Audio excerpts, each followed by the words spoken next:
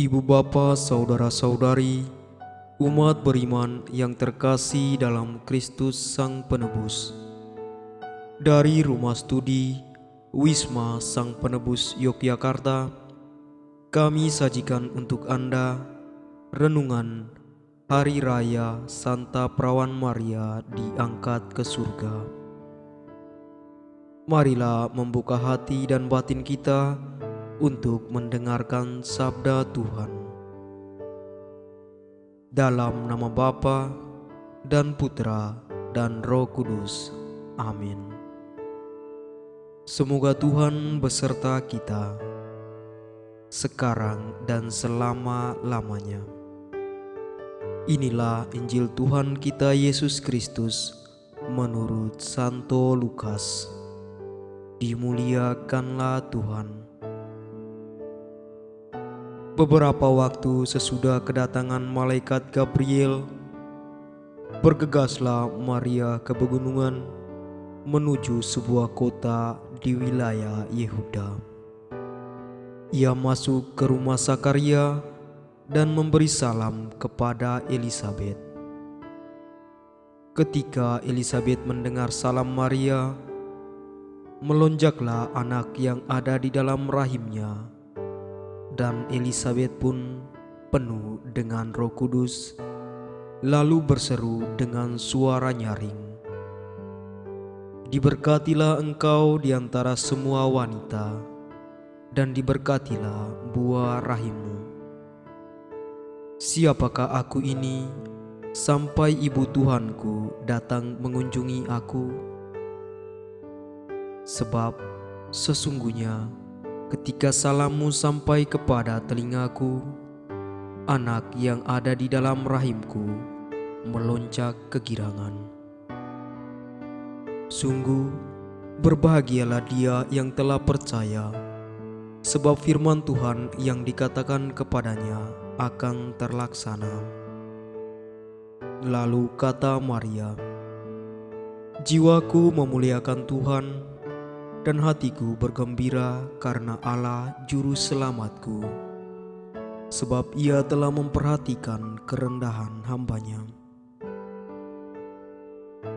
Sesungguhnya mulai sekarang segala keturunan akan menyebut aku berbahagia, karena Yang Maha Kuasa telah melakukan perbuatan-perbuatan besar kepadaku, dan namanya adalah kudus.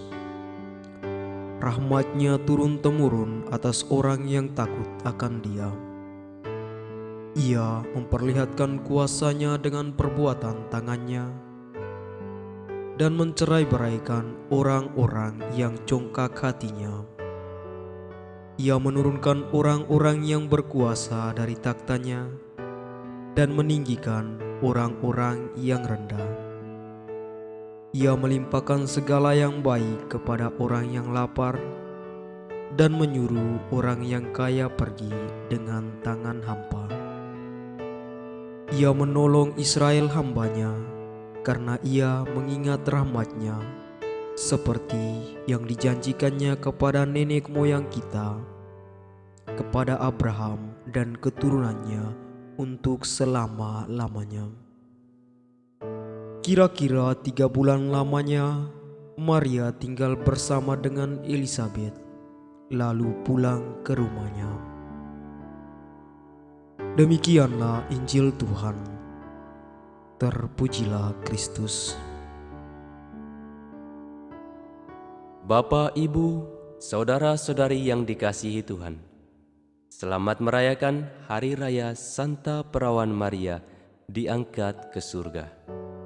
Bila kita membaca keseluruhan kitab suci, kita tidak menemukan kisah Bunda Maria, Ibu Yesus Kristus, terangkat ke surga. Namun, sejak abad ketiga, gereja telah percaya bahwa Maria diangkat ke surga dengan jiwa dan raganya. Tradisi iman ini diwariskan turun-temurun hingga dikukuhkan oleh Paus Pius ke-12 pada tahun 1950 sebagai dogma atau ajaran gereja yang sah. sehingga gelar tersebut kita peringati setiap tahunnya sebagai Hari Raya Santa Perawan Maria diangkat ke surga. Dari Bunda Maria kita belajar untuk mengarahkan hidup dan diri kita pada penyelenggaraan Tuhan. Maria memuji Tuhan Sang Juru Selamatnya dengan berkata, "Jiwaku memuliakan Tuhan, dan hatiku bergembira karena Allah Juru Selamatku." Pujian ini bukan mengartikan Maria sebagai seorang yang tidak menemukan kesulitan apapun di dalam hidupnya, melainkan sebagai bukti bahwa meskipun banyak kesulitan yang dialaminya, ia tetap menjalankan panggilan hidupnya sebagai Ibu Yesus dari Nazaret. Kekuatannya ialah berpegang pada kuasa dan rahmat Allah.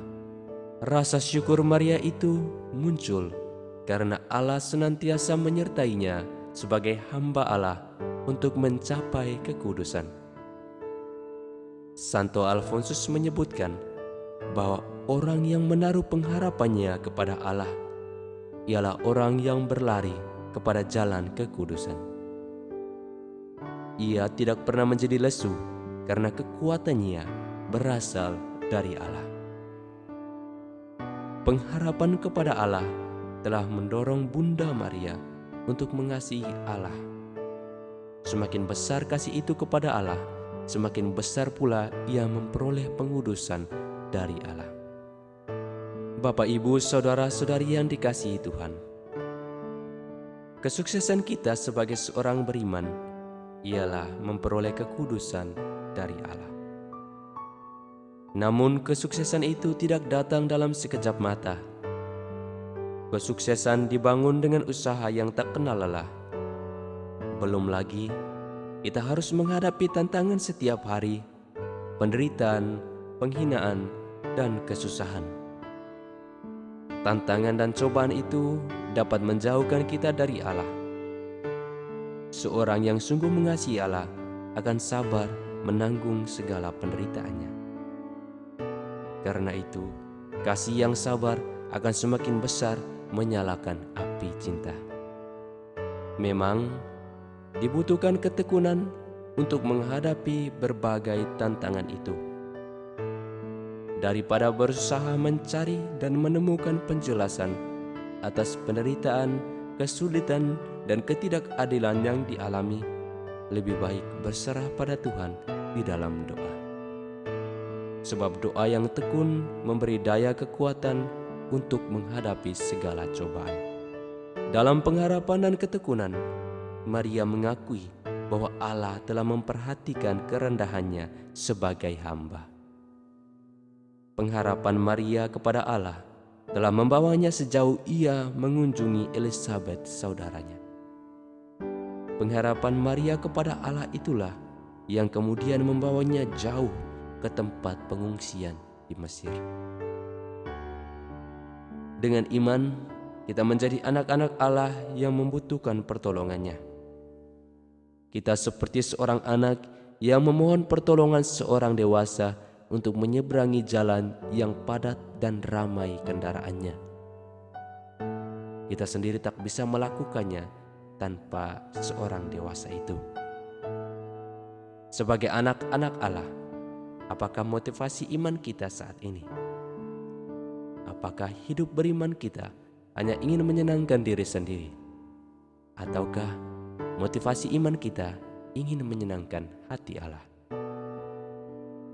Bila yang kita inginkan ialah menyenangkan hati Allah, berlarilah lebih cepat menyambut setiap hari dengan hati yang siap untuk mengasihi Allah dalam segala situasi hidup.